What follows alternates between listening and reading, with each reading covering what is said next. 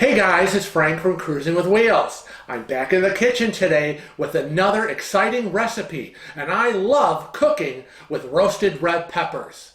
So let's get going with one of my favorite recipes, creamy roasted red pepper chicken over pasta, in this episode of Frank's Cooking Corner.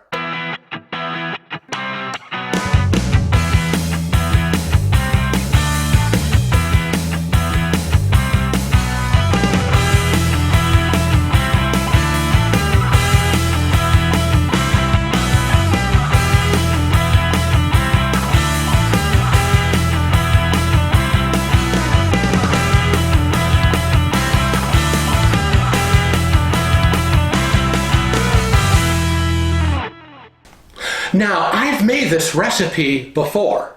I did it about a year or two ago, I think for Kevin's birthday, and it was absolutely delicious. Now, I found this recipe online. I'm on the computer Googling roasted red peppers, and this recipe came up. But part of the recipe was with cream cheese. Roasted red peppers and cream cheese? And I thought, I don't know about that. Because for me, cream cheese belongs in my favorite cheesecake.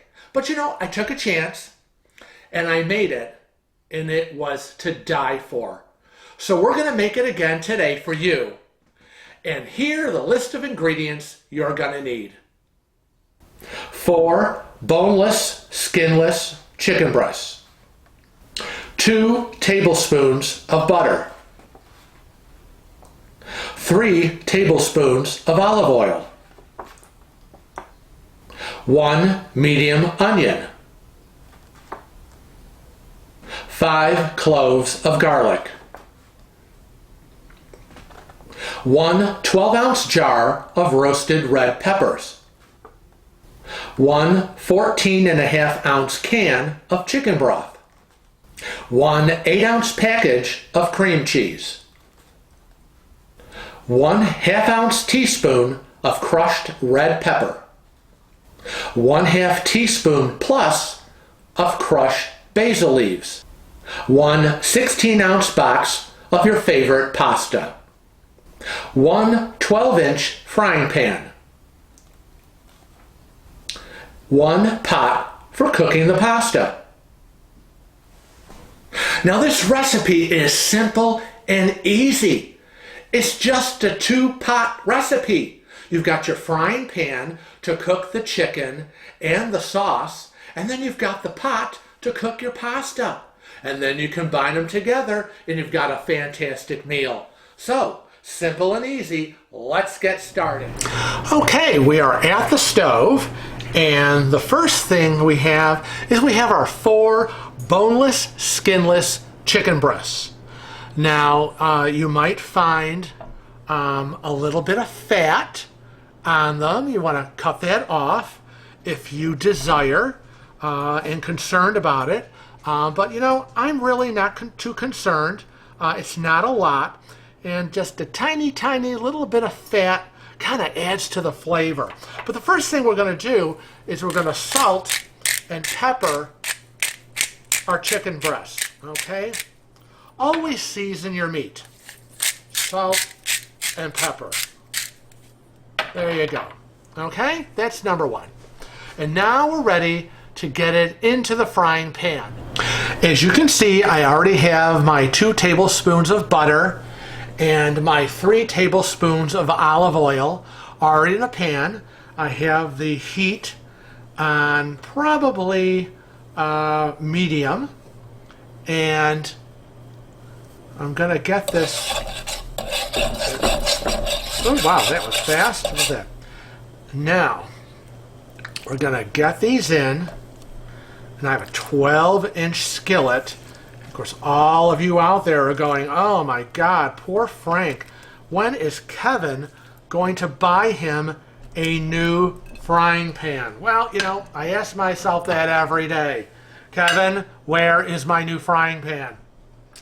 But what we're going to do now, once the chicken is in, is I'm going to quickly lift this up and check the heat.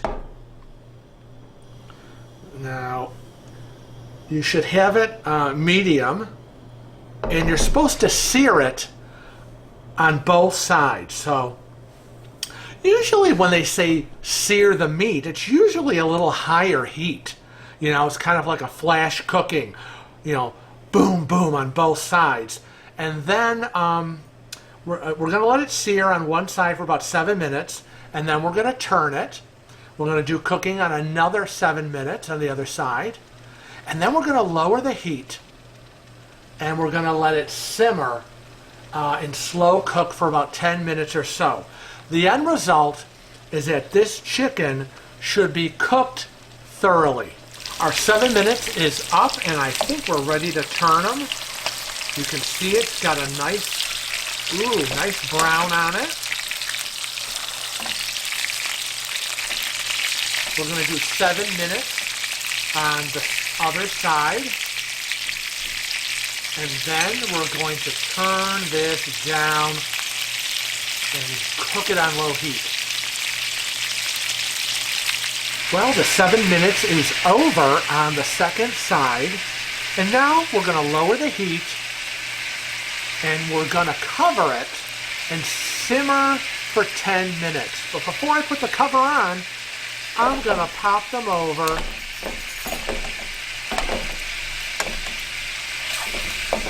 and let them do cooking on the other side. So, cover goes on. We lower the temperature.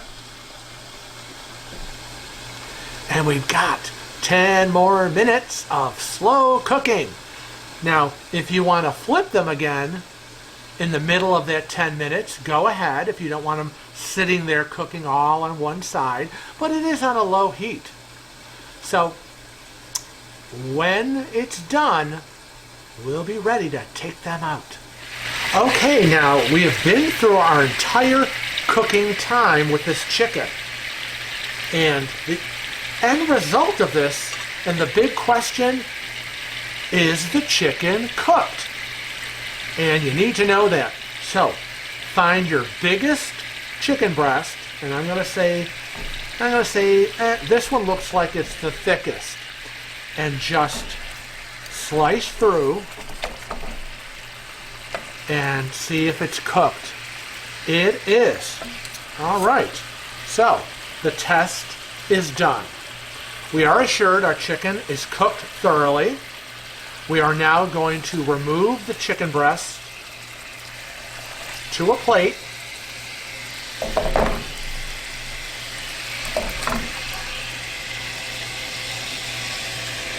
Aren't they gorgeous? Okay, we're going to set this aside and continue cooking. So put that aside for now. Let's turn this pan off. And it's time to go slice up, chop up those onions. So the first thing we're going to do is I always cut the ends off. That's the first thing. Get the ends off. There's one.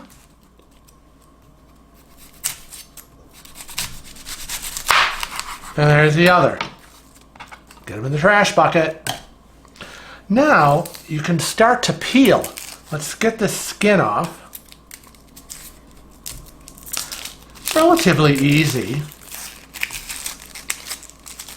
Sometimes you may have to use your knife to give it a little scrape, but boy, look at that.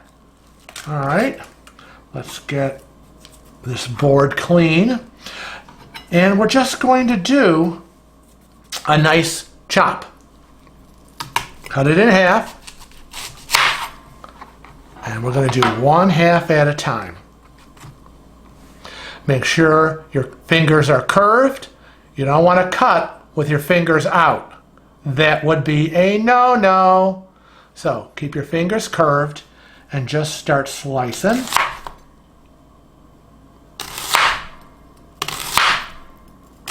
Now, I am not a professional chef, but I do know that I don't want to cut off my fingers for an onion.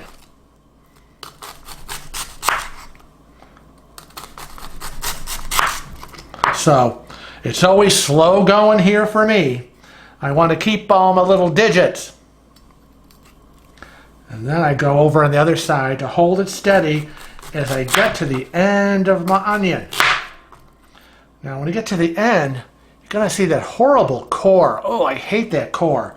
I usually just cut it right out and throw it in my little trash bowl.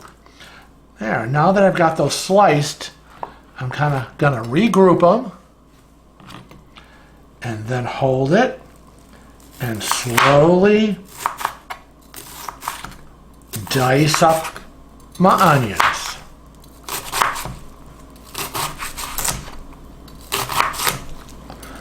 Pay attention. Watch your knife. Fingers you don't want in the way. Your fingers are not part of this recipe.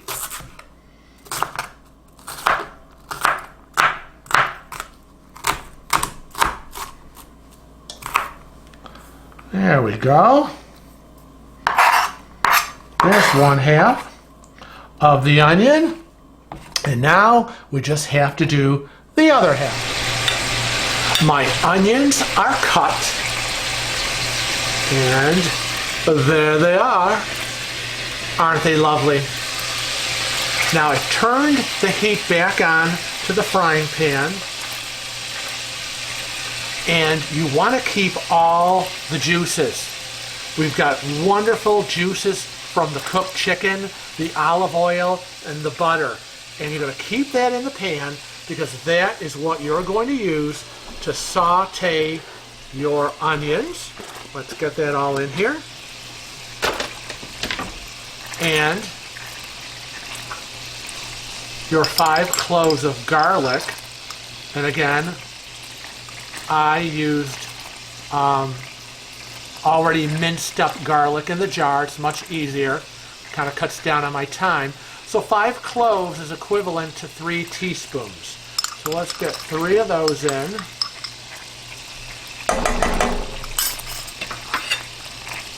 Oh, there's nothing that makes me happier than sauteing onions and garlic. And look at how nice and dark that juice is. Let's get that all mixed up and well coated. Spread around. And make sure the heat is as it should be. Let's take a look. Yep, let's get it medium heat. And let's get this sauteed and done. Alrighty, now the 5-minute sauteing time is over and they are pretty much done. So that's good and it smells divine. So the next thing we're going to do, which we're now going to add, are roasted red peppers. Now, I have the roasted red peppers. It's a 12-ounce jar. They were already sliced up and in water. So I just drained them a bit to get excess water out. And here they are in a little drainer. And I'm just going to put them in. And we're going to add these to the onions and the garlic, and this is going to saute for another 5 minutes because we want to get all the flavors incorporated together. Oh my God, I am beside myself with excitement. Roasted red peppers, onions, and garlic. Holy moly. My Italian Sicilian insides are so excited. So, we're going to put the timer on for about 5 minutes. Well, there you go. Our 5 minutes is up. And these are very well sauteed. I could just eat them right out of the pan here. It's delicious. Absolutely delicious. You know, and as I sit here, I think to myself, how easy this is. It's a 1 skillet recipe, pretty much. Everything's right here. So now I'm ready to put in my 1 can of chicken broth. Now 1 can, I use a Swanson. The 1 can of chicken broth is equivalent to about 2 cups. So let's move that all around.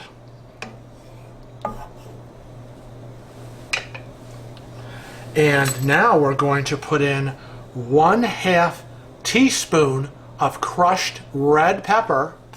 Ooh, it's gonna be a little hot. Get it in there. That's good. And now we're ready to put in our 1 brick, which is 8 ounces of cream cheese, which I've taken out of the package and I've kind of sliced and diced up, I try to at least, with a knife because it needs to melt in this warm vegetable liquid here. So we're going to slowly drop it in.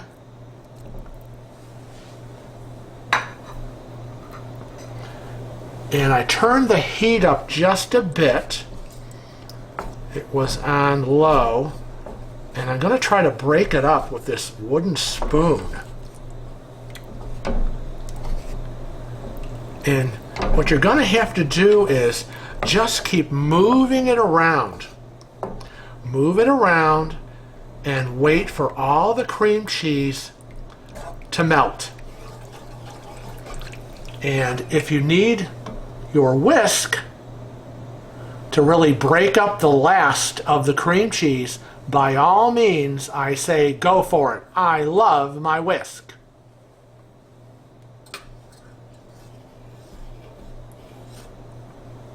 So we're going to let this simmer until all this cream cheese has disappeared. Constantly stirring and moving it around. I'm using my whisk, and I pretty much have most of the cream cheese broken down and melted. But I'm just going to keep stirring.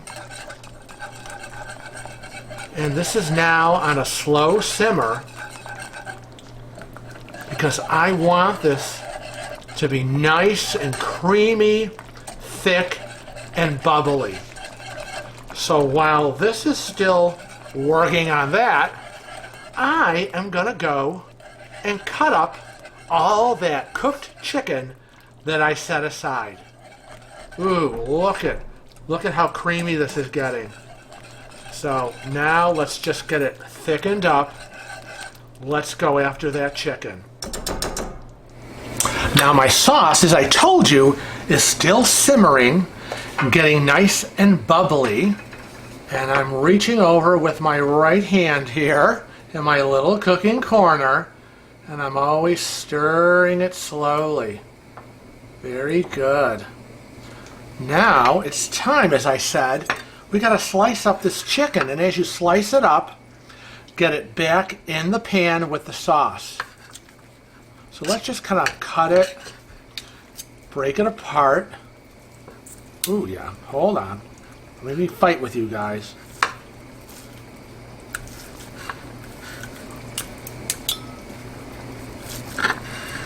Ooh, let's move this plate back.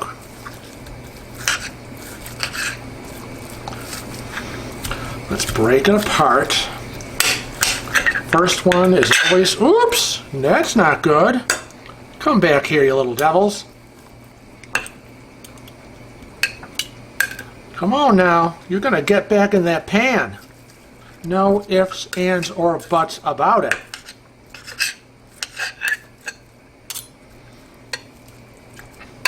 Well, there's the first one.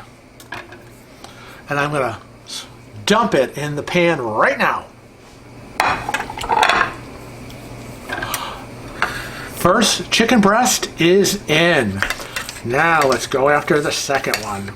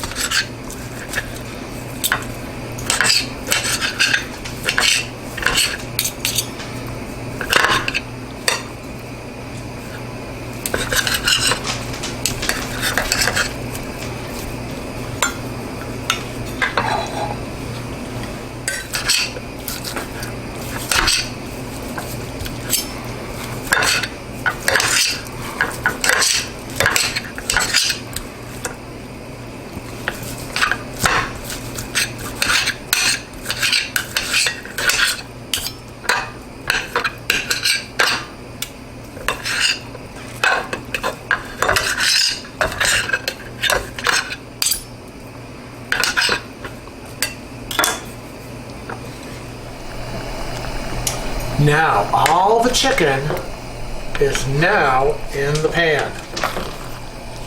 And now it's time to get it all incorporated with the sauce.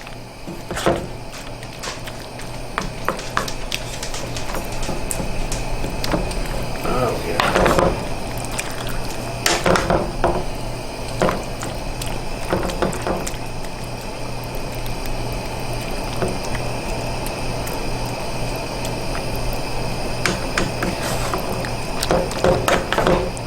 Now we're going to put a half a teaspoon of basil leaves in this recipe and stir it in. Sprinkle, sprinkle, sprinkle, sprinkle. Whoops, out of the way. Okay, so we've got the basil in. We're now going to stir it up. Ooh, I hope I'm not being too crazy and jerky with my camera. But you're going to let this simmer for about 10 minutes so that all that chicken can absorb all that creamy goodness. You can all see who's with me in the kitchen. Yup, my little Cece and Delilah are down here in the kitchen in their beds keeping me company as I make this wonderful dinner for Kevin. One of his favorites and one of mine. So, little Cece. Hi, little Cece. Yeah. Are you being a good girl? Oh, Delilah. Oh, Delilah. Hi, Pumpkin. Oh, everyone's waking up now. Wag your tails. Daddy loves you. All right, you be good girls now. We have much to do in the kitchen. It's time to cook your favorite pasta. Just get the water boiled and remember, add a little salt to the water. Cook your pasta according to the directions or according to how you like it. Some of us like the pasta al dente, and some of us like it cooked a little bit more. That would be me. So let's get going and get that pasta ready. Our water's boiling. We gotta make sure we salt it. And today's favorite pasta is, whoops, where is it? Penne rigate. One of our favorites. Let's get it in. And according to the directions, I should be cooking this 11 to 13 minutes. So we're going to wait once it comes back to a boil.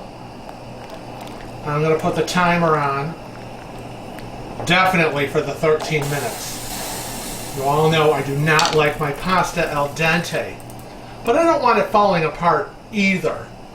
So let's cook this pasta, and we're almost ready. And get closer to that dinner table. Well, the pasta is done, and believe it or not, it's looking good at that 13-minute mark for me. I can just tell by stirring it's the right, let's say, doneness that I like in my pasta. I don't know if that's a word, but that's the word I'm going to use. So let's get the pasta drained.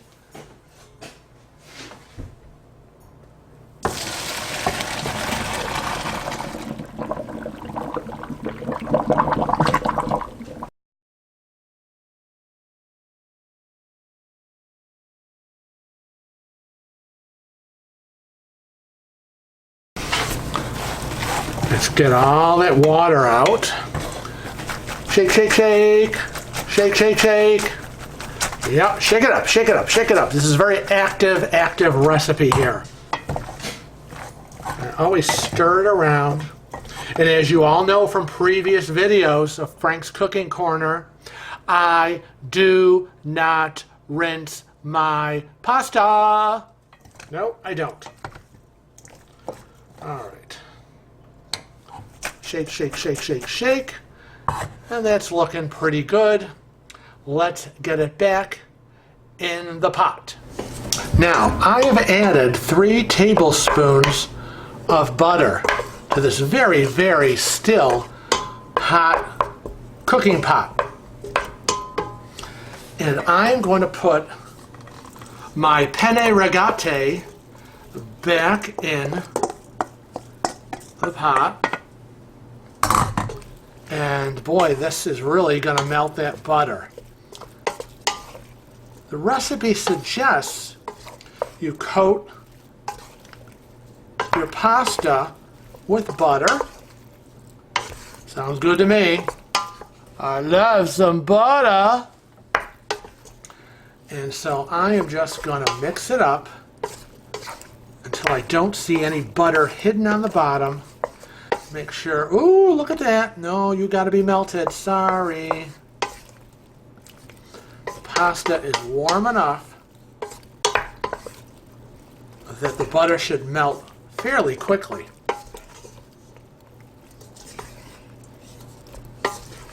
Now, all right, there you go. There's the butter.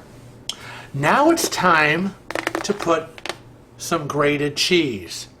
Now, this week at our house, we have some Pecorino Romano cheese, and I love Romano cheese.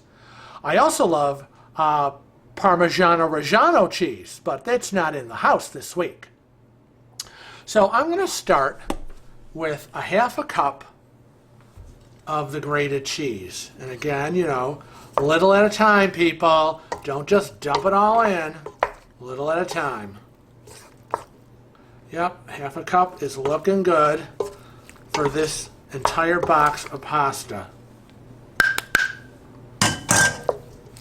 There you go. The pasta is now coated with butter and Pecorino Romano grated cheese, freshly grated from our wonderful grocery store, Wegmans, here based in Rochester, New York.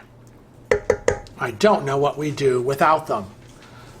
This is absolutely lovely. Okay, we have our 2 pots done. The creamy sauce and chicken is sitting in the frying pan.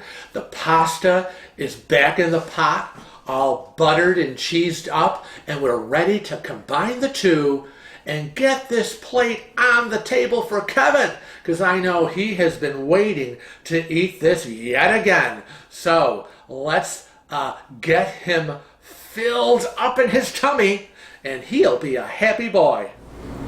Well, Kevin is chomping at the bit to get his fork into this plate of food. He is starving. You know how he is. He's always starving. Anyway, so let's get this ready for him. We're going to start with our butter and cheese coated penne rigate pasta. And he, of course, as I said, is starving. So that's that. And now let's get him all this awesome creamy roasted red pepper chicken.